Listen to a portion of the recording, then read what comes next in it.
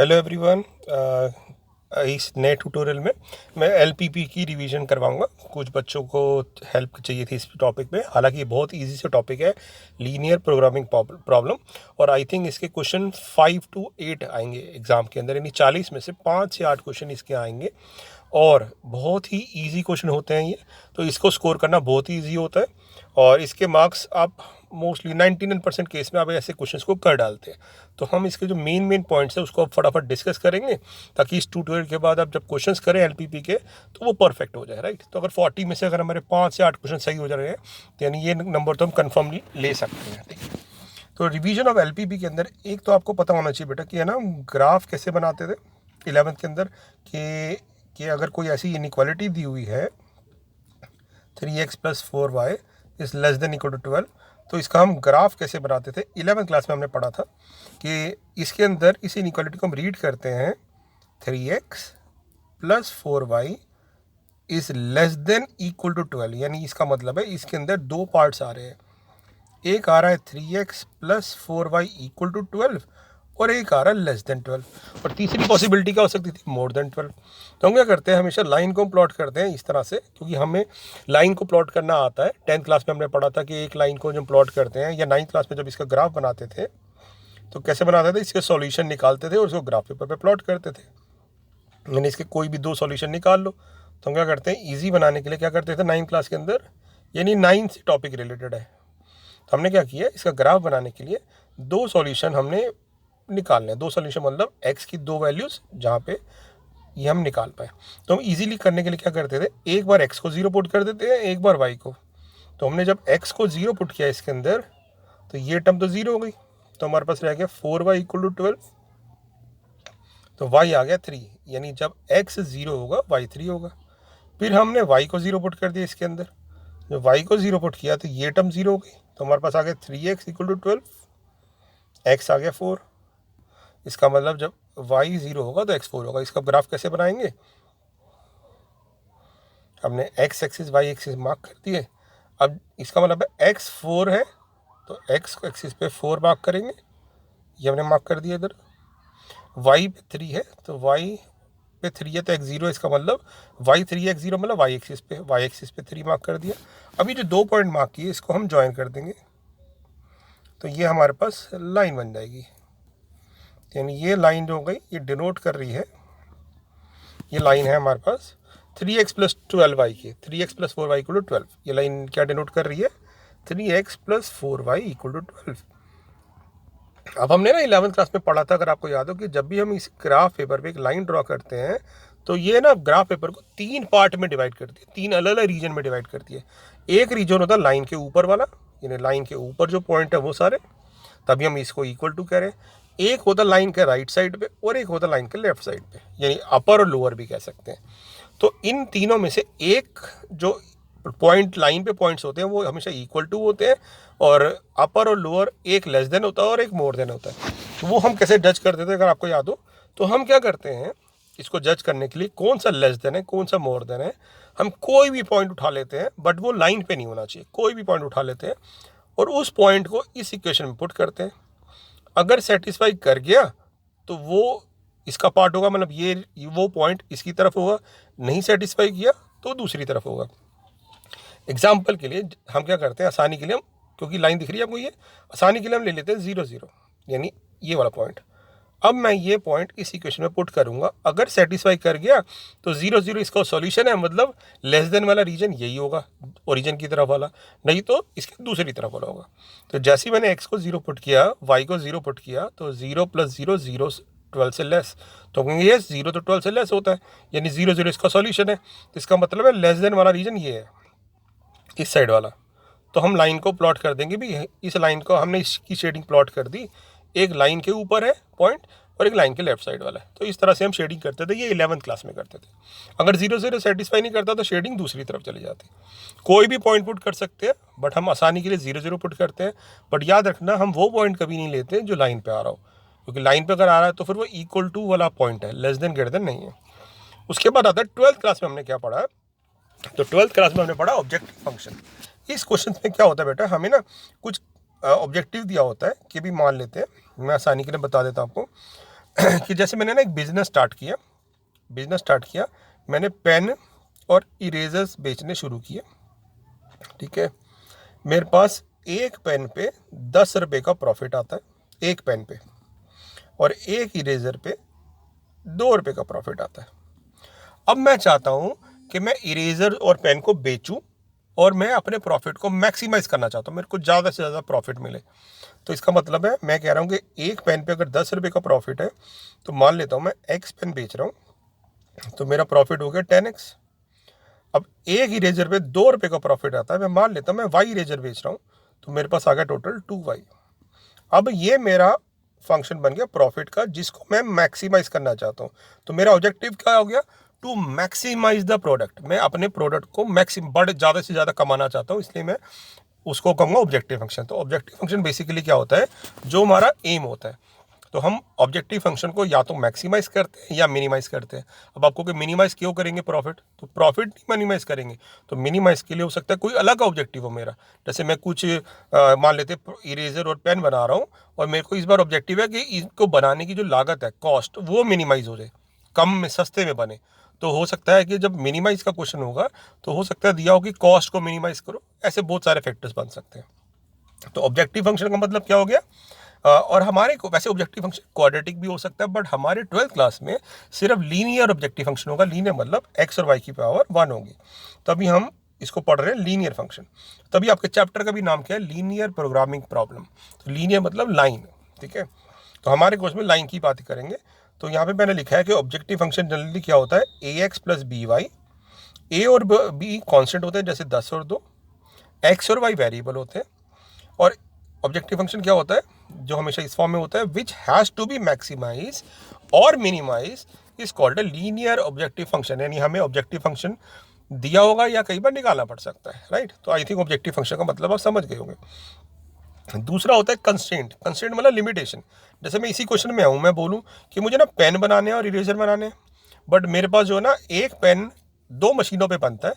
Machine ए पे मेरे को 10 मिनट लगते हैं उसको बनाने में, और मशीन सेकंड पे उसको 5 मिनट लगते हैं, ठीक है, मशीन बनने में। और सेम मशीन पे इरेजर भी बनता है, बट इरेजर यहाँ पे 5 मिनट लेता है और यहाँ 10 मिनट लेता है। और मैं बोलूँ कि मैं टोटल ना मशीन 1 को 10 घंटे से ज़्यादा नहीं चला सकता, ठीक है, 10 घंटे से ज़्यादा नहीं चला सकता, क्योंकि उसके बाद हो सकता है उसकी गर्म होके फूक जाए, ख़राब हो जाए। और इसको मैं 2 घंटे से ज़्यादा नहीं चला सकता। तो मेरे पास लिमिटेशन क्या हो गई कि मैं टाइम कंस्टेंट हो गया। बट यहाँ पे मिनट है, यहाँ पे मिनट है, यहाँ आ रहा है। तो मेरे पास क्या कंडीशन होगी? मैं कहूँगा एक रबड़ को, एक पेन को बनने में, मतलब मशीन 1 की बात करें, यहाँ टोटल दिया हुआ है, तो मैं कहूँगा एक मशीन, मतलब फर्स्ट मशीन में एक पेन को बनने में 10 मिनट लगते हैं। तो मेरे पास कितने पेन बन रहे हैं? मैंने मान लिया था x, तो 10x हो गया। अब मशीन ए पे एक इरेजर पे 5 मिनट लगते हैं, और मैं कितने पे इरेजर बना रहा था? वाई इरेजर, तो 5y। और ये जो टोटल टाइम है मशीन 1 पे, ये टोटल 10 घंटे को क्रॉस नहीं करना चाहिए। तो एक घंटे में अगर 60 मिनट होते हैं, तो 10 घंटे में 600 मिनट हो गए, इंटू 60। ये जो टाइम है 600 को क्रॉस नहीं कर सकता। इसका मतलब है इक्वल हो सकता है या उससे कम होगा, क्योंकि मेरे पास ज़्यादा तो हो ही नहीं सकता। ये टाइम ज़्यादा कैसे हो सकता है? क्योंकि मेरे पास मशीन ही नहीं है, नहीं तो वो ख़राब हो जाएगी। तो ये मेरी कंस्ट्रेंट हो गई। मतलब कंस्ट्रेंट का मतलब हो गया लिमिटेशन, जिसको मैं क्रॉस नहीं कर सकता। ऐसी सेकंड कंडीशन की बात करते हैं। तो यहाँ पे 5x, क्योंकि एक पेन पे 5 मिनट लग रहे हैं, तो x पे 5x हो जाएगा। यहाँ पे एक इरेजर पे 10 मिनट लग रहे हैं, तो 10y हो जाएगा। और ये 120 को क्रॉस नहीं कर सकता, क्योंकि टोटल टाइम ही है। दूसरा कंस्ट्रेंट हो गया कि मेरे पास x और y तो नंबर है कि कितना बना रहा हूँ, तो नंबर्स तो कभी नेगेटिव नहीं हो सकते। मैं कभी थोड़ी कहूँगा 2 पेन बना रहा हूँ या -2 पेन बना रहा हूँ, माइनस तो नहीं हो सकता ना, नंबर और क्वांटिटी तो पॉजिटिव रहेगी। तो साथ साथ हमने ये कंडीशन दे दी कि x ग्रेटर देन 0 होगा, y ग्रेटर देन 0 होगा। तो इनको कहते हैं कंस्ट्रेंट्स, यानी जो कंडीशंस होती हैं, लिमिटेशंस होती हैं। तो यानी कंस्ट्रेंट की डेफिनेशन क्या हुई? द लीनियर इनइक्वालिटी और इक्वेशंस और restrictions on the variable x और y पे, जो वेरिएबल पे कंडीशन है, दे आर कॉल्ड कंस्ट्रेंट। और जो x ग्रेटर देन 0 और y ग्रेटर देन 0, क्योंकि x पॉजिटिव होना चाहिए, y पॉजिटिव होना चाहिए, इनको हम कहते हैं नॉन नेगेटिव कंस्ट्रेंट। तो हो सकता है ऑब्जेक्टिव क्वेश्चन भी आ जाए कि नॉन नेगेटिव कंस्ट्रेंट्स क्या होते हैं, तो उसमें से आप ऑप्शन लिख सकते हैं जिसमें दोनों पॉजिटिव हो, x भी पॉजिटिव और y भी पॉजिटिव, राइट। तो ये तो डेफिनेशन पहले मैं समझा रहा हूँ, क्योंकि हमें बेसिक समझना है, ठीक है। अब ऑप्टिमाइजेशन प्रॉब्लम क्या होती है? A problem which seeks to maximise और मिनिमाइज अ लीनियर फंक्शन, जिसको हम ऑब्जेक्टिव कहते हैं, यानी ऐसी प्रॉब्लम जिसमें हमें किसी भी फंक्शन को मैक्सिमाइज करना हो या मिनिमाइज करना हो, subject to limited constraint related to conditions. जैसे मैंने पेन और इरेजर बनाए तो मेरे को प्रॉफिट को मैक्सिमाइज करना था और कंडीशन थी कि भी टाइम जो मशीनों का अवेलेबल है मैं उसको क्रॉस नहीं कर सकता। तो ऐसी प्रॉब्लम्स को हम कहते हैं optimization problems, in which we have to seek maximize और minimize some relation by considering all the constraints, ठीक है, which is in the form of linear inequalities. इस ऐसी प्रॉब्लम को कहते हैं ऑप्टिमाइजेशन प्रॉब्लम। और ऑप्टिमम प्रॉब्लम जो होती हैं लीनियर प्रोग्राम की वो अलग अलग होती हैं, जैसे प्रॉफिट को मैक्सिमाइज करना, कॉस्ट को मिनिमाइज करना, इस तरह से ऑप्टिमाइजेशन प्रॉब्लम्स होती हैं, राइट बेटा। फिर उसके बाद आता है फिजिबल रीजन। अब फिजिबल रीजन क्या होता है कि कई बार हमें दिया हुआ है कि मान लेते हैं कि एलपीपी की प्रॉब्लम है, एक कंस्ट्रेंट की हमने ग्राफ बनाया ये, ठीक है, दूसरा कंडीशन ग्राफ बनाया ये, ठीक है, ये कंडीशन, इसका जो इनइक्वालिटी है इसका ग्राफ बनाया ये कि ये कह रहा है इधर की शेडिंग है, ये कह रहा है कि इधर की शेडिंग है, क्योंकि मैंने अभी आपको बताया था कि हम लाइन को भी प्लॉट करेंगे, शेडिंग भी। और एक आ गया कि एक्स भी पॉजिटिव है और वाई भी पॉजिटिव है, तो हम देखेंगे एक्स पॉजिटिव वाई पॉजिटिव है, मतलब हमें फर्स्ट क्वाड्रेंट से बाहर शेडिंग में नहीं जाना। और कॉमन शेडिंग हम मार्क करते हैं बेटा कि इसकी भी शेडिंग इधर की तरफ है लाइन की, इसकी भी, तो कॉमन शेडिंग कौन सी हुई, ये वाली रीजन की हुई, तो हम इस कॉमन शेडेड रीजन को मार्क कर लेते हैं। ये वाला हमारा कॉमन शेडेड रीजन हो गया, मतलब ऐसा रीजन जहाँ पे दोनों कंडीशन सेटिस्फाई हो रही हैं, यानी दोनों कंस्ट्रेंट सेटिस्फाई हो रहे हैं, तो इस रीजन को हम कहते हैं फिजिबल रीजन, मतलब जहाँ पे हमारा कॉमन पार्ट है, यानी सारी कंडीशन को सेटिस्फाई करता हो। तो अब इस कंडीशन को पढ़ो जरा, क्या लिखे थे, कॉमन रीजन। अब आपको समझ आ गया कॉमन मतलब जब हमने सारे कंस्ट्रेंट प्लॉट कर दिए, तीन होते तो तीन प्लॉट करते, उनकी कॉमन शेडिंग निकाल ली, तो जहाँ पे भी कॉमन रीजन आ गए, जहाँ पे भी तीनों की शेडिंग या दोनों की शेडिंग आ गई और x greater than 0 y greater than 0 की भी शेडिंग आ गई, उस रीजन को हम कहते हैं कॉमन रीजन। तो the common region determined by all the constraints including non negative constraints of a linear programming problem is called feasible region, यानी इस रीजन को कहा जाता है फिजिबल रीजन या फिर सॉल्यूशन रीजन, मतलब सॉल्यूशन हमें यहीं मिलेगा। अभी मैं धीरे धीरे चल रहा हूँ आगे, बट आपको टर्म्स याद होनी चाहिए। पहला था ऑब्जेक्टिव फंक्शन जिसको मैक्सिमाइज या मिनिमाइज करना होगा, फिर थे कंस्ट्रेंट्स यानी जो हमारी लिमिटेशंस थी, फिर थे नॉन नेगेटिव कंस्ट्रेंट्स जिसमें हमें एक्स और वाई पॉजिटिव होगा, और उन सारे कंस्ट्रेंट्स को सॉल्व करके जो कॉमन रीजन आता है उसको कहते हैं फिजिबल रीजन या सॉल्यूशन रीजन। अब इसके बाद आती है थ्योरम 1, जो कहती है कि जो ऑब्जेक्टिव फंक्शन है, ठीक है, ये जो ऑब्जेक्टिव फंक्शन है जिसको हमें मैक्सिमाइज या मिनिमाइज करना है, उसकी मैक्सिमम या मिनिमम वैल्यू, मैं आपको पढ़ के नहीं बता रहा, मैं सीधा पहले समझा रहा हूँ फिर उसको पढ़ेंगे। ये थ्योरम 1 है, इसका प्रूफ आपके कोर्स में नहीं है, आपको सिर्फ इसको एप्लीकेबल करना है, और यही थ्योरम पूरे चैप्टर में लगती है। क्या कि द मैक्सिमम, ध्यान से सुनना, द मैक्सिमम और the minimum value of any objective function must be obtained at the corner point of the feasible region. इसका मतलब है कि जब हम किसी भी ऑब्जेक्टिव फंक्शन को मैक्सिमाइज या मिनिमाइज करते हैं तो सबसे पहले हम निकालते हैं फिजिबल रीजन। ये फिजिबल रीजन आ गया, ठीक है, ये वाला फिजिबल रीजन आ गया। तो ये थ्योरम कहती है, मैं इसको अलग से प्लॉट कर रहा हूँ, ये हमारा फिजिबल रीजन आ गया। तो ये थ्योरम कहती है कि जो आपका ऑब्जेक्टिव फंक्शन की मैक्सिमम या मिनिमम वैल्यू है वो इस कॉमन शेड रीजन के कॉर्नर पॉइंट पे मिलेगी, यानी जो एज बन रहा है, यानी या तो ए पे मिलेगी या बी पे मिलेगी या सी पे मिलेगी या डी पे मिलेगी। तो हम क्या करते हैं इस टॉपिक में, इस पूरे चैप्टर में क्या करते हैं, पहले हम ऑब्जेक्टिव फंक्शन दिया होता है, कुछ कंडीशन दी होती हैं, कंस्ट्रेंट्स, उन कंस्ट्रेंट्स को प्लॉट करते हैं, कॉमन रीजन ढूंढते हैं फिजिबल रीजन, फिर उसका कॉमन पॉइंट निकालते हैं, कॉर्नर पॉइंट निकालते हैं, और इन सारे कॉर्नर पॉइंट्स को पुट कर देते हैं इस ऑब्जेक्टिव फंक्शन पे। ठीक है, मान लेते हैं भी ये हमने ए पुट करने पे समथिंग 10 आ गया, बी पुट करने पे बी बार 20 आ गया, सी पुट करने पे 30 आ गया, और डी पुट करने पे 0 आ गया। और मुझे पूछा कि इसकी मैक्सिमम वैल्यू बताओ, तो हम कहेंगे मैक्सिमम सी है, 30 है, कब मिल रही है, सी पे मिल रही है। मुझे होता है कि मिनिमम वैल्यू बताओ, तो मैं कहता 0 है, कब मिल रही है, डी पे मिल रही है। तो बेसिकली हमें सिर्फ यही ढूंढना होता है कि ऑब्जेक्टिव फंक्शन की मैक्सिमम वैल्यू क्या है या मिनिमम वैल्यू क्या है या कहाँ मिल रही है, वो हमें निकालना होता है बेटा। ठीक है, तो यही पूरे चैप्टर का कोर है। ये भी थ्योरम वही है कि जो भी मैक्सिमम वैल्यू होगी या मिनिमम वैल्यू होगी वो सिर्फ कॉर्नर पॉइंट पे मिलेगी। अगर कॉर्नर पॉइंट पे नहीं मिल रही तो इसका मतलब प्रॉब्लम है। प्रॉब्लम मतलब क्वेश्चन में गड़बड़ है। हमेशा जब भी हमें सॉल्व सबको जब करेंगे कॉमन शेड रीजन को तो सिर्फ कॉर्नर पॉइंट ही निकालने हैं और उन कॉर्नर पॉइंट को ही पुट करना है ऑब्जेक्टिव फंक्शन पे, और जहाँ पे भी मैक्सिमम या मिनिमम आ जाएगी वो हमारा आंसर होगा।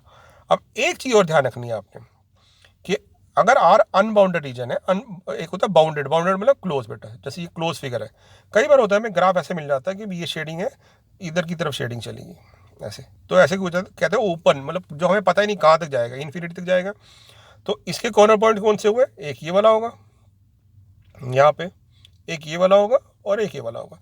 तो इन 3 पॉइंट पे ही हमें कॉमन शेडेड रीजन मिलेगा, क्योंकि इसके ऊपर हमें पता नहीं कहाँ होगा, है ना, ये कहाँ जाके मिलेगा। तो यहाँ कह रहे हैं हम कि इफ आर इज बाउंडेड, अगर रीजन अनबाउंडेड है तो मैक्सिमम और minimum value of the objective function may not exist, हो सकता है मैक्सिमम वैल्यू नहीं मिल पाए। क्योंकि हो सकता है बेटा कि अगर मैं पूछूँ इस क्वेश्चन में मैक्सिमम वैल्यू क्या होगी, तो आपको भी मैक्सिमम तो एक्स वाई जेड बहुत सारे हो सकते हैं क्योंकि सारा रीजन है, तो फिर आप कहोगे भी एग्जिस्ट नहीं करेगी क्योंकि हमें पता नहीं है ना। तो ऐसा क्वेश्चन हो सकता है, बट अगर एग्जिस्ट करेगी तो वो सिर्फ कब करेगी, कॉर्नर पॉइंट पे करेगी। ये आपने थ्योरम को याद रखना है, ठीक है। एक चीज़ और बताना चाहूँगा इन क्वेश्चंस को करने से पहले, एक चीज़ और बताता हूँ बेटा, कई बार क्या होता है हम जब क्वेश्चन को सॉल्व करते हैं और कॉर्नर पॉइंट मान लेते हैं, ए पे आ गई मेरे पास 20 वैल्यू, बी पे आ गई 18 वैल्यू और सी पे भी आ गई 20 वैल्यू, और मुझसे पूछा कि मैक्सिमम कहाँ है, तो हम कहेंगे भी मैक्सिमम तो 20 पे मिल रही है, 20 मिल रही है, ये भी 20 है, इसका मतलब ए पे भी मिल रही है, सी पे भी मिल रही है सेम वैल्यू। तो आपको याद रखना है कि अगर कोई भी मैक्सिमम या मिनिमम वैल्यू एक से ज़्यादा यानी 2 पॉइंट पे मिलेगी, तो उन दोनों पॉइंट्स को जो भी लाइन सेगमेंट ज्वाइन कर रहा होगा उन सब पे हमें मैक्सिमम या मिनिमम यानी उस सब पे हमारे को सेम वैल्यू मिलेगी 20। यानी इस केस में हमें मैक्सिमम वैल्यू कितने पॉइंट पे मिलेगा, इनफाइनाइट पॉइंट पे। क्यों, क्योंकि इस पॉइंट, इन दोनों पॉइंट्स को जो लाइन सेगमेंट ज्वाइन कर रहा है उस पर कितने पॉइंट आ रहे हैं, तो आपको कोई इनफाइनाइट पॉइंट आ रहे हैं, तो इन सब पे ही हमें क्या मिलेगा, मैक्सिमा। तो आपने याद रखना है ऐसी केस माइनस मिनिमा में भी हो सकता था कि अगर मिनिमम वैल्यू आपको 2 पॉइंट पे मिल रही है तो उन 2 पॉइंट को जो भी लाइन सेगमेंट ज्वाइन करेगा उन सब पॉइंट पे आपको वही मिनिमम वैल्यू मिलेगी। उसके पीछे रीजन ये है कि इन 2 पॉइंट से अगर एक लाइन पास कर रही है तो उसकी कुछ इक्वेशन ऐसी होगी, a x plus b y equal to c, ठीक है ना। तो इसका मतलब है अगर ए भी इसको सेटिस्फाई कर रहा है एक्स और वाई पुट करने पे, सी भी कर रहा है, तो इसका मतलब है जितने भी पॉइंट इस लाइन पे आएंगे वो सब इसको सेटिस्फाई करेंगे, यानी सबके आंसर सी आएंगे। तो इसका मतलब हमें इनफाइनाइट पॉइंट मिलेंगे तो इनफाइनाइट सॉल्यूशन मिल सकते हैं, ठीक है।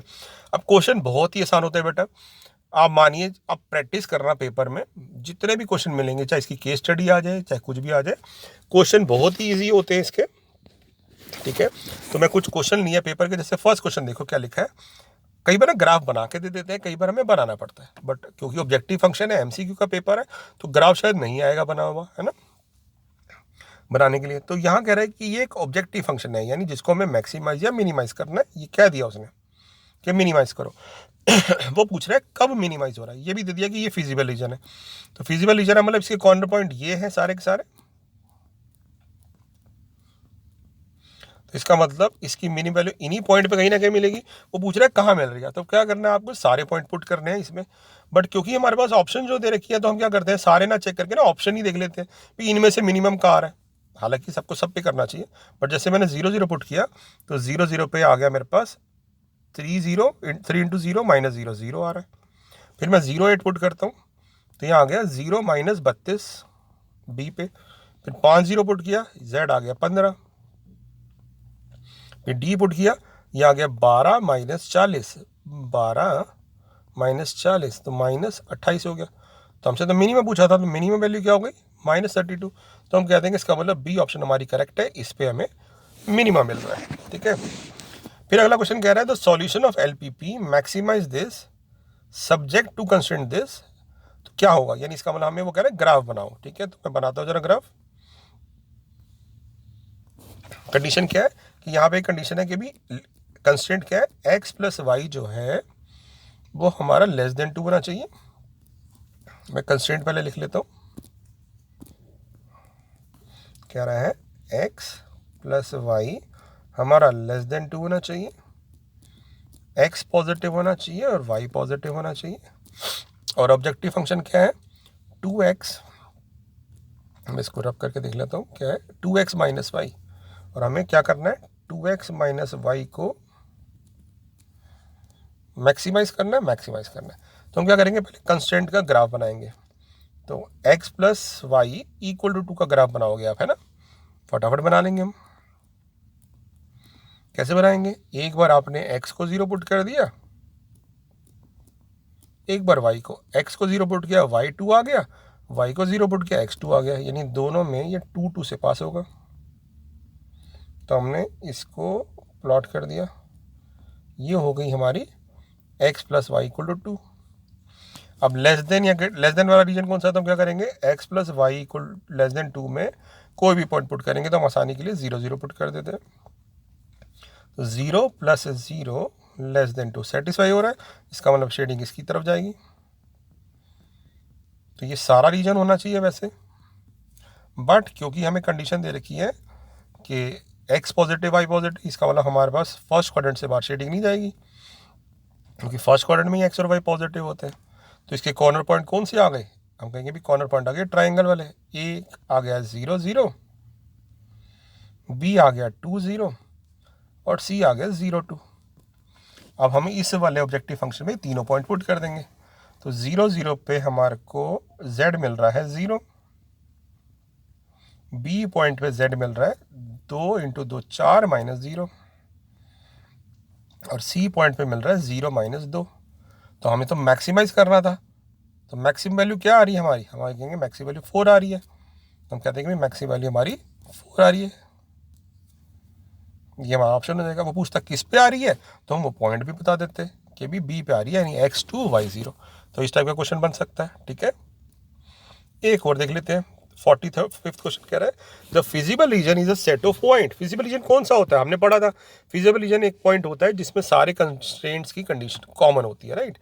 तो इसका मतलब है विच सेटिस्फाई ऑल द कंस्ट्रेंट्स, सारे कंडीशंस की, सारे कंस्ट्रेंट्स को हम डिसाइड करेंगे, यानी इसके ऑप्शन नंबर सी सही हो जानी चाहिए, क्योंकि सारे कंस्ट्रेंट को जो सेटिस्फाई करता है उसी को हम फिजिबल रीजन कहते हैं, ठीक है बेटा।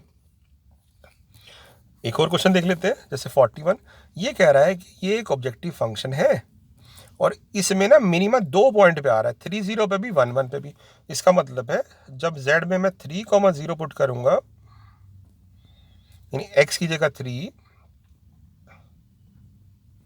और y की जगह 0, तो मेरे पास जो वैल्यू आएगी वो आएगी 3p।